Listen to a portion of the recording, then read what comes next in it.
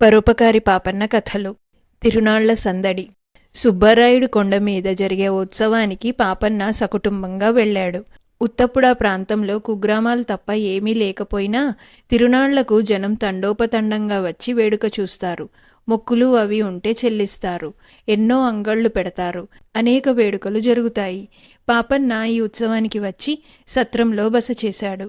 ఉదయం పూట అతను కాలకృత్యాలు తీర్చుకోవటానికి గాను కొండపక్కన ప్రవహించే వాగుకేసి వెళ్ళి స్నానం చేసి తిరిగి వస్తుండగా ఒక ముసలాయన, "ఇక నడవలేను సుబ్బారాయుడా" అంటూ ఒక బండ మీద చతికిలబడ్డాడు.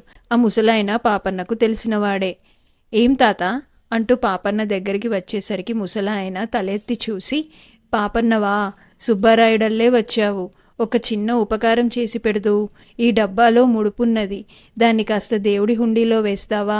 ఎలాగో ఇక్కడి దాకా నడిచి వచ్చాను గాని కొండ ఎక్కలేను. ఇక్కడే ఉంటాను. కాస్త దేవుడి ప్రసాదం మటుకు తెచ్చిపెట్టు" అన్నాడు. ముసలాయన తనకింకే సహాయము అవసరం లేదని, తన వద్ద భోజన పదార్థాలు అవి ఉన్నాయని అన్నాడు. అందుచేత పాపన్న ఆయన ఇచ్చిన డబ్బా తీసుకుని కొండదారిన బయలుదేరాడు. దారిలో అతనికి ఒక 3 ఏళ్ల పిల్ల కనిపించింది. ఆ పిల్ల అమ్మా అని ఏడుస్తూ పడుతూ లేస్తూ ఉత్సవం దిక్కుగా పోతున్నది. పాపన్న ఆ పిల్లనెత్తుకుని, "నీ పేరేమిటి? మీ వాళ్ళెక్కడా?" అంటూ చుట్టూ చూశాడు. ఎవరూ దగ్గరలో కనిపించలేదు. ఆ పిల్ల వచ్చిరాని మాటలతో తన పేరు మాలతి అని, ఎవడో దొంగ తన సొమ్ములు కాజేశాడని, అమ్మ కావాలని అన్నది. పిల్లను చూస్తే ధనికుల బిడ్డగా ఉన్నది. దొంగవాడెవడో పిల్ల ప్రాణాలు తీయకుండా వదిలిపెట్టినందుకు పాపన్న సంతోషించాడు. పాపన్న మాలతిని ఉత్సవం జరిగే చోటుకు తెచ్చి పిల్ల తాలూకు మనుషులు కనిపిస్తారేమోనని చాలాసేపు తిరిగాడు. పిల్లకు ఒక అరటిపండు కొని తినటానికి ఇచ్చాడు. రంగుల రాట్నం చూసి పిల్ల సంబరపడితే దానిమీద ఎక్కించి తిప్పాడు. తర్వాత పిల్లను ఎత్తుకొని ముసలాయన ఇచ్చిన ముడుపు డబ్బా కోసం వెతికితే అది కనిపించలేదు. పిల్లను రంగులరాట్నం ఎక్కించటానికి వెళుతూ ఇక్కడ ఒక డబ్బా ఉంచాను, అదేమయ్యిందో తెలుసునా అని పాపన్న ఆ చుట్టుపక్కల ఉన్న వాళ్లను అడిగాడు. ఎవరో పెద్ద మనిషి కిందటిసారి రాట్నం ఆగినప్పుడు దాని నుంచి దిగి వెళ్ళిపోతూ ఇక్కడ ఉన్న డబ్బా తీసుకుని వెళ్ళిపోయాడు. ఆ డబ్బా ఆయనదే కాబోలుననుకున్నాం అన్నారు అక్కడి వాళ్ళు ఆ మనిషి ఆనవాళ్లు కూడా చెప్పారు. ఆయన ఎర్రపాగా తలకు చుట్టుకొని పచ్చని చొక్కా వేసుకున్నాడు. మనిషికి గడ్డాలు మీసాలు ఉన్నాయి. పాపన్న మాలతి తల్లిదండ్రుల కోసం వెతికే కళ్ళతోనే ఎర్రపాగా పచ్చ చొక్కా గడ్డాలు మీసాలు గల మనిషి కోసం కూడా చూస్తూ చాలాసేపు తిరునాళ్ల జనం మధ్యగా తిరిగాడు. అంతలోనే మాలతి అని కేక పెడుతూ ఒక స్త్రీ అతన్ని సమీపించి మాలతిని అతని చేతి నుంచి లాగేసుకున్నది. "ఈ పిల్ల మీదేనా? మీకోసం తెగ తిరుగుతున్నాను" అన్నాడు పాపన్న. ఆ ఇల్లాలు తన పిల్ల ఒళ్ళు తడివి చూసుకొని ఆగ్రహంతో, "పిల్ల నగలన్నీ కాజేసి ఉత్త పిల్లనిస్తున్నావా?" అన్నది పాపన్నతో. ఆవిడ తనకు కృతజ్ఞత చూపకపోగా దొంగతనం అంటగట్టడం చూసి పాపన్న ఆ పిల్ల తనకెలా దొరికినది చెప్పాడు. మాలతి కూడా అదే నిజమన్నది. ఆ తల్లి తన కూతురు ప్రాణాలతో దొరికినదే చాలుననుకొని బిడ్డతో సహా వెళ్ళిపోయింది. పాపన్నకిప్పుడు ముసలాయన ఇచ్చిన ముడుపు డబ్బా దిగులు పట్టుకున్నది. ఆయన తన కోసం వాగు దగ్గర ఎదురు చూస్తుంటాడు. ఏం చెయ్యటానికి పాపన్నకు పాలుపోక తన బసకు వెళ్ళాడు. అతన్ని చూస్తూనే అతని భార్య, "మన పిల్లవాడెక్కడైనా కనిపించాడా? మీరెంతసేపటికి రాకపోతే ఇద్దరూ కలిసి తిరుగుతున్నారనుకున్నానే" అన్నది. "జనంలో తిరుగుతుంటాడు, వాడే వస్తాడులే" అన్నాడు పాపన్న చిరాకుగా. "కాదండి, పరగడుపున ఇంత పలహారమన్నా చేయకుండా వెళ్ళాడు. భోజనాల వేళ కావస్తున్నది. దారి తప్పి ఎటైనా పోయాడో ఏమో. వాణ్ణి కాస్త వెతికి తీసుకురండి" అన్నది భార్య. "ఇంతసేపు జనం మధ్యనే తిరుగుతున్నాను. ఒక దొంగవాడి మూలంగా నాకు చెడ్డ చిక్కు వచ్చి పడింది. వాడి కోసం కళ్ళు కాయలేలా చూశాను. ఇంకేం చూసేది" అన్నాడు పాపన్న.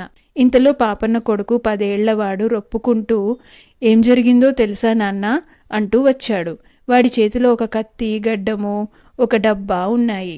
ఆ డబ్బాను చూసేసరికి పాపన్నకు ప్రాణం లేచి వచ్చింది. అది ముసలాయన ఇచ్చిన ముడుపు డబ్బా.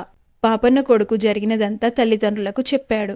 వాడు ఆ ఉదయం తాము దిగిన సత్రం పరిసరాలలో చెట్ల మీద కోతులను చూసి ఆనందిస్తూ తిరుగుతుండగా ఎర్ర తలపాగా పచ్చ చొక్కా గడ్డాలు మీసాలు గల మనిషి ఒకడు కనపడి, "తింటావా అబ్బాయి" అంటూ చేతిలో బఠానీలు చూపాడు. పాపన్న కొడుకు దగ్గరికి రాగానే ఆ మనిషి వాడి చెయ్యి గట్టిగా పట్టుకొని రెండో చేతితో కత్తి చూపిస్తూ, "అరిచావంటే పొడి చేస్తా, నా వెంటరా" అంటూ కొండరాళ్ల మధ్యకు తీసుకుపోయాడు. అక్కడ ఆ మనిషి తన చేతిలో ఉన్న కత్తి, డబ్బా ఒక రాతి మీద పెట్టి కుర్రవాడి చెవులకుండే తమ్మంట్ల శీలలు ఊడదీయటానికి ప్రయత్నించాడు. ఒకటి వచ్చింది, కానీ రెండోది సులువుగా రాలేదు. ఈలోపు కుర్రవాడికి ఆ మనిషి గడ్డం పెట్టుడు గడ్డంలాగా కనిపడింది. వాడు చల్లగా చెయ్యి చాచి కత్తి అందుకుంటూ రెండో చేత్తో ఆ మనిషి గడ్డం పట్టుకొని గుంజాడు. గడ్డం చేతిలోకి ఊడి వచ్చింది. దొంగవాడు కంగారుగా లేచి నిలబడ్డాడు. దొంగ దొంగ పట్టుకోండి అని కుర్రాడు కేకలు పెట్టాడు. దూరంగా మనుషుల మాటలు వినిపించాయి. దొంగ పరిగెత్తసాగాడు. పాపన్న కొడుకు డబ్బా కూడా తీసుకొని దొంగ వెంట పడ్డాడు.